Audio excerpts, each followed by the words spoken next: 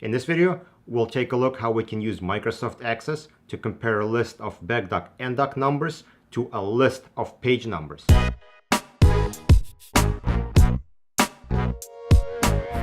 This is a very interesting query I had to do many times. Let me get you focused on the screen and explain to you what's going on.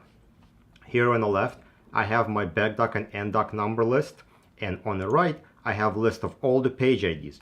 What I'm interested to know is if all the pages on the list on the right are covered by the ranges on the left. So what I did is I created a column called found, and I'm going to tag all the base numbers using BegDoc and NDoc number to see if there's something that is not covered by the range on a page level list. And of course you're asking yourself, well, when would I need to do something like that? Well, maybe you have a DAT file and an OPT file, and you're not sure if a BegDoc NDoc number in a DAT file references to all the pages in the OPT file, and maybe you have loose or unaccounted pages in the OPT file, and you want to check for that.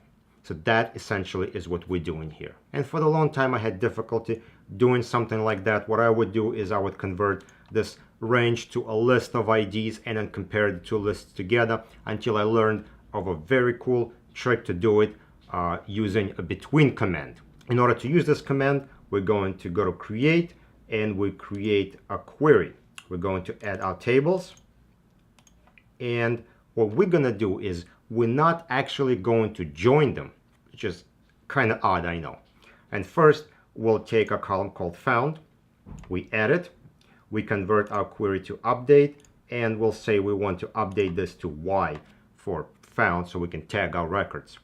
And then we'll take our Bates column, we add it here, we'll expand it a little bit, and in the criteria we'll type this,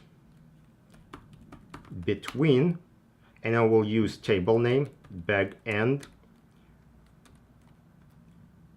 dot BegDoc and BegEnd NDoc.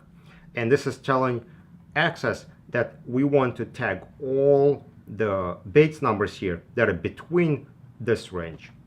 And again, I'm not joining anything. I'm just going to run it and say yes. And I can switch back to my list.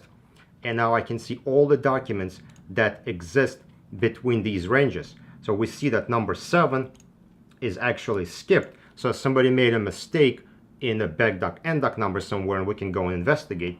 Also, we could see that that file doesn't cover the entire list of pages. So again, that's something that needs to be addressed. A very important thing to do when writing a query like this is to make sure this column is indexed. I hope you found this quick tip useful. Thank you for watching.